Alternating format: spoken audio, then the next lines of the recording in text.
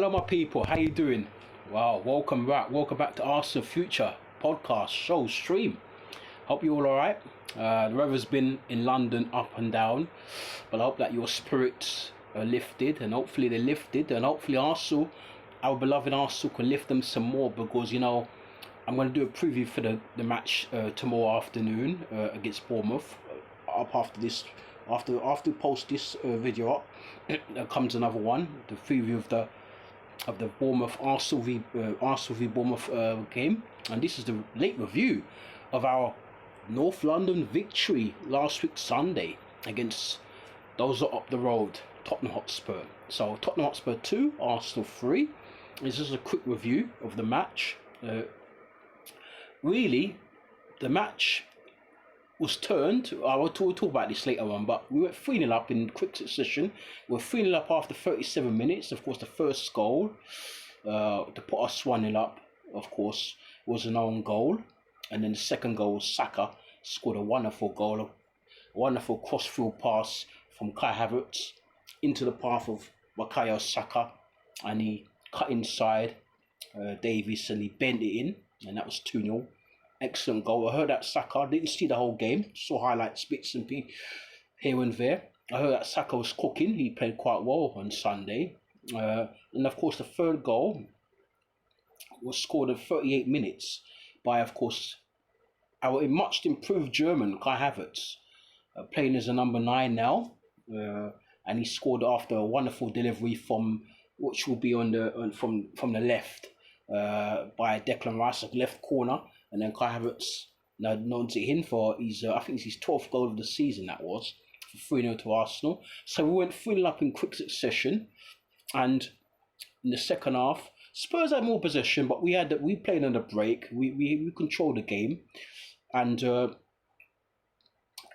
Spurs, David Raya gave away a sloppy ball in the second half to give Spurs a lifeline.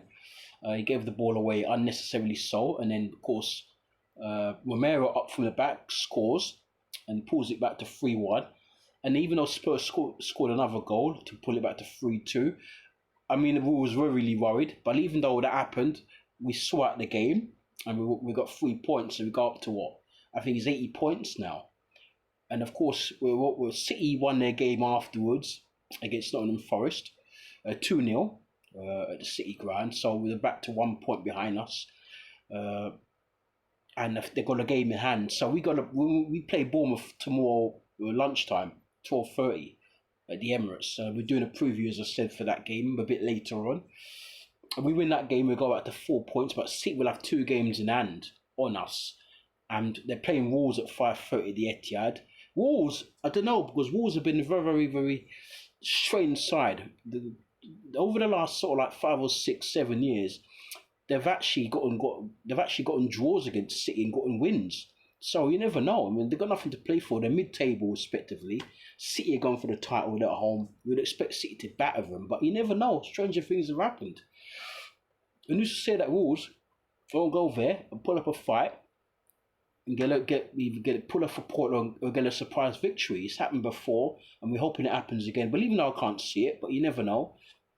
And of course, we're all hoping that Spurs, whenever they play City, I think it's next week at the Lane, at the new Tottenham Hotspur Stadium, we're hoping that Spurs, another team that causes City problems over the years, another bogey side to Manchester City, could go there and, or could play at home, I should say, when City come to the Lane, could pull off a surprise victory or get a surprise draw. We're all open, we're all prayed. And we'll have to see where we go, but really, we should have won that game against Villa. That game against Villa could come back to haunt us, but not just the game against Villa. That's the more recent example. I think back in the season, we lost to West Ham at home 2-0. We had about 31 shots on target, or 31 shots on goal. We lost away to Fulham. I think the Fulham game away was our worst performance of the season, and I think we deserved to lose that. But all the other games we lost. Newcastle away, we could have got a point from that game. The Villa home game recently, we didn't play well, but we could have got a point. We could have won. And of course, the West Ham game at home and the Villa away game, we lost 1-0. We had lots of shots on goal as well in that game. We should have won that game, or at least come away with a point. So we really, when they got a team at City, in the current state where they're not losing many games, when they're more or less are perfect in their results and perfect in their performance, you can't really afford to drop many points.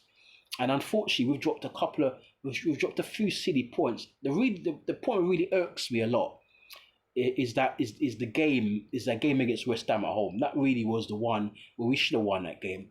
I forgot to mention, we also drew at home to Fulham 2-2 after Fulham going down to 10 men, and also we drew at home to Spurs. But Spurs played quite well that day, so fair enough. And we normally beat Spurs at home anyway. Fair enough. But the Fulham game at home, where we dropped 2 points, and the West Ham game at home around Christmas time, wasn't it, where we lost 2-0, and it could have been 3-0 because they missed a penalty. So those were the two games I think we slipped up at, and of course the game against Villa a couple of weeks ago. So if we're not to win the title this season, those are the games we'll have to look back on, and that will see where we went wrong in the season. City have lost 3 games, we've lost 5 games. I think we should have probably lost only 2 or 3 as well, like City, not 5. But anyway, that's how it happens. We've had a very good defence this season. Saliba and Gabriel played quite well in the centre of our defence. I think Gabriel's been one of our best players this season. And at the end of the season, we're going to do we're going to do a players review, a whole squad review of all our players. I'm going to try and see if I can do it live, if my stream allows me to do it. If my stream doesn't allow me to do it, we just have to just record it and then post it up as we usually do. But we want to try and get some live content so you can get to know us, you can get to speak to us. We can have a two-way conversation between us, or between myself and you, and so on. And you can throw your questions at me, and you can still throw your questions at me in the chat, in the comment section down below. Anything you want to ask me, you can put it in the comments, and I'll try and answer it. And don't forget to keep subscribing to our channel, and to like our videos, to share them. As I said, leave your comments, and spread the word if you can about us, the future. We're going places. We've not even been going for a year. We've been going for almost 11 months. And we're looking to improve the channel. We're looking to make the channel spectacular in terms of visual and also audio. We're going to upgrade a lot of things. We're going to upgrade the picture quality, the graphics, the logos, and the banner and everything. We're going to step up. But it's early days. It's not even been a year, so we need some time. Don't worry, we're going to get there. And of course, back to what we were talking about, back to the game, we want to say thank you so much for supporting us. Also, we hope that I'm going to do a preview of the game against Bournemouth later on, so we need 3 points in that game. We're going to talk some more about that when we do the content for that. And so we're the pride of North London once again. All these Spurs chattering, they've overtaken us, or nothing like that, And even at our worst, we're still beating Spurs. And even now, supposedly, I remember at the start of the season, a lot of people saying, Spurs can win the title. Remember they were saying Ange could win the title. Ange could come in and win the title. And look what's happened now. They're what? They're not even going to finish. I don't think they're going to get 4th, because I think Villa will get 4th. And of course, Liverpool will be 3rd. Either us or City, first or second. So they're looking like they're fighting for Europa League, and that's the level they're at. And then after saying that they can win the title, you see. So we know that Spurs are media darlings. We know that they can't do no wrong for the media, and everything they do, the media lords it up and they praise it and so on. So we just say keep subscribing and keep your eyes this way, and we're going to speak to you later on. A few hours time, we're going to do the preview of the Bournemouth game. We're going to speak about how we should approach the game, what we think the lineups will be, and how the game may go. I'm going to give my score prediction.